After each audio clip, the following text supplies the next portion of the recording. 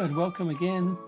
Now we're looking at creating a data share for the company using Microsoft Teams. If you saw the last video, you see how I did it with SharePoint and just use SharePoint as the back end. But this time we're going to use Teams as the main function for sharing. I'm not going to say using Teams as the back end because clearly it's SharePoint that drives everything, but using Teams as a kind of a top on that interface to make it quite a good experience for the user base. So what we do to set things up, we jump straight into, in the admin center, we go down into Teams. It's down here.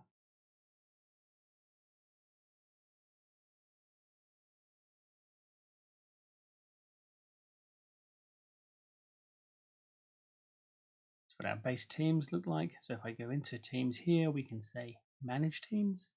And we can see we've just got one, which is the standard company-wide channel. So what we'll do is we're going to add a new team here. We're going to call this one Marketing. We've got Carl and Ellie. Instead of the Carl and Russell, we can do Carl and Ellie. They want to share data in the this area for the marketing team. So let's have a look at the options here. We've got team owners. You can see E5 Demo is the team owner. Now the team owner is this user because I'm creating it as such, but I'm going to make Carl an additional team owner, and we'll make it a private team. We'll hit apply on that. So this is a little bit different to how we set up the SharePoint one previously. Once it does that, you'll see the team will be created nice and easily there. So there we go. We have our marketing team. Now remember, we've only got one person in there currently, and that is Carl with the E5 demo user as the owner. So what we're going to do, we're going to add some people in here. We're going to add Ellie as well, but she's going to be just a member. She's not an owner. If I did want to make her an owner at any time, I could just change it in here and just obviously between those. But really, we have that set up. So really, that's the basis of what we're doing here. We're just creating a quick team for these people. We can have more channels though. We can have a general channel. I'm going to add one just for the sake of this here.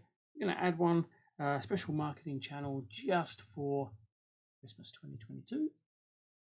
That, and also create one for year 2023 as well. And those are standard channels. We're not going to make those private. If we do make them a private channel, we can put just particular people into that private channel, and only those people can see it. Now, remembering that if you do have a private channel, they must be a member of the main team itself first.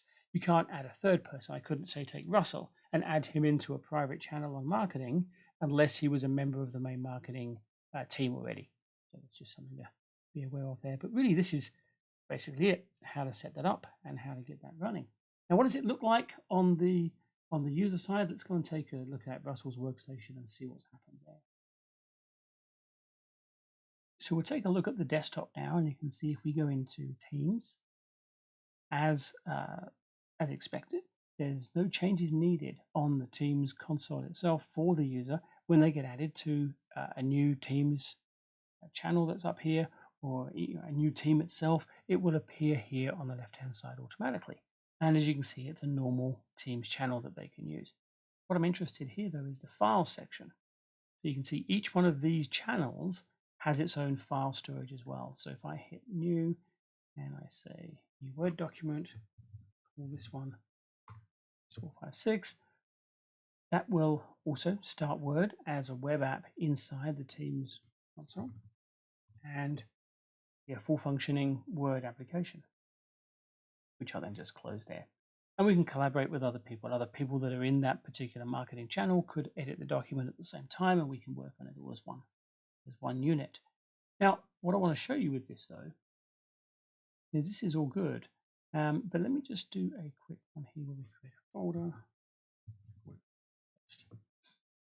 and I want to go into the folder test here and just create a new. Let's just create a new Excel.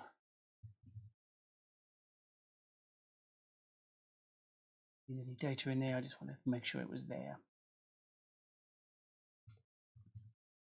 There you go. Now, What I want to do is when we come back to the main screen here, let's go into this main document share. You can see you've got the general, which is where things are. When you're going into this section here, what you can do is you can say that we want to sync this. Now that is going to be syncing the folder that you currently have open. So if we say Documents General and we're in here, when we say sync, it will sync Documents General. Now, if we do it slightly differently and say we want to sync just Documents, it will then sync that as its top level and have all the subfolders underneath it. So let me show you what I mean with that. If we go into General and I say sync, I'll go ahead and sync those files. Good, we're now syncing Marketing General. So let's just check out what that looks like on File Explorer. And you can see that where we are, Marketing General, and there's our folder that we made with those files, which is good. Now, oh, thank you for the email, that's good.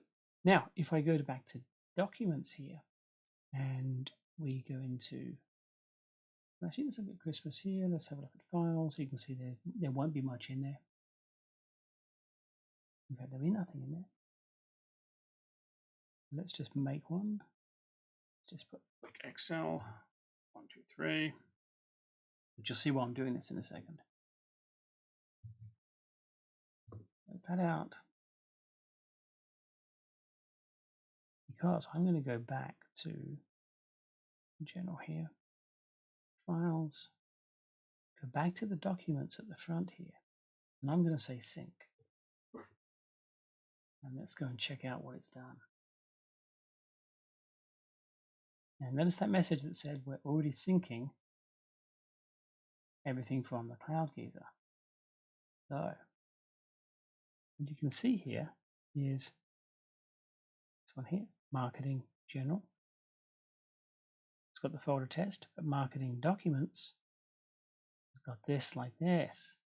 So you can see you can sync the sub channels, effectively have them separately, or you can sync back one level and say Marketing Documents and do it slightly differently. Now it told us we're already syncing that one because we had synced Marketing General previously.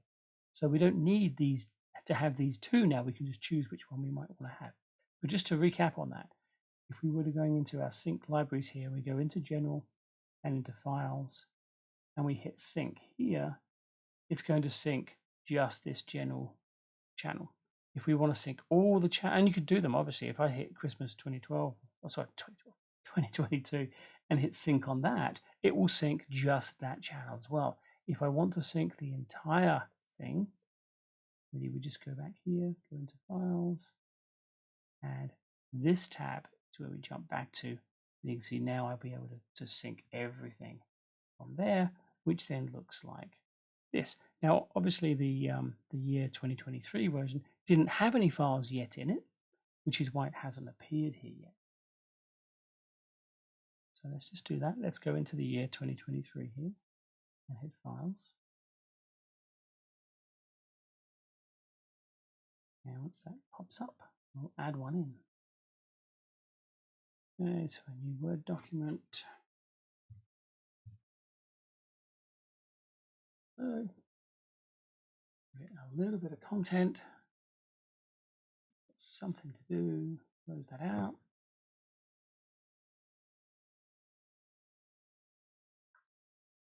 And that now has something in there. Jump back to File Explorer, and you can see because it's now got files in there, it's now syncing that as well for us. So we don't need to go back and resync anything. It's just going to be there for us here. So I hope that was as clear as mud. You can sync just channels, or you can sync the entire team itself with all these as subs. Now, a little bit of a cleanup task we've got to do, because you'll notice that we have this guy. Now, we don't really need this one because we've got folder test here, and we've also got it in here. As you can see, it's not really looking after that one for us anymore. This one really is a dead one. We don't want this anymore. This is not good. So if you go into your OneDrive and you right click in there and go to settings, you'll find that you've got these items here. So what you can do is you can take this marketing documents, you've got finance documents, you've got these here. You can see that what it's doing here with the marketing general is not there anymore. So all we need to do on this one is, this is now obviously a dead directory in terms of the local storage, so I can quite easily now go in and delete it. Now you'll notice that if we want to check out that it is dead, you'll see that we've got marketing documents, we've got status of the cloud here. If we go to marketing general, we have none, which means it's a local file only, and I can right click in here and hit delete, and away it goes quite happily. So really, when we go back to our settings here, you'll see obviously these are perfectly happy. So that's where we can check what we're actually syncing or not. So long and the short of that is, if you sync the entire document share over the top, it then releases that other sub channel from that left hand side, and you can just go and delete that quite easily. Now likewise, we can say marketing documents here. I can say stop sync, and stop sync that, and that's now gone. And you'll notice that, like you say, finance has got these ticks, but marketing documents now has nothing. So I can just go and right click here and say delete, and it's gone. So that's now finished. I do want to keep that one as it happens. So as I say, quite easily, you would then go to the tab where the files are, and we can just jump back straight into the documents. We can see the entire site library, and we can then sync the site library down to the machine, and you'll see that now picks up. So that covers everything we need for the team sharing. You can see now we've got some differences that we've had on how we do things with Teams versus SharePoint, and hope you can just weigh up the differences, how you want to do things with your company or your setup, and see what is best for you. Thanks for watching, and yep, subscribe, you know the deal. Thanks very much, and I will talk to you next time. Cheers.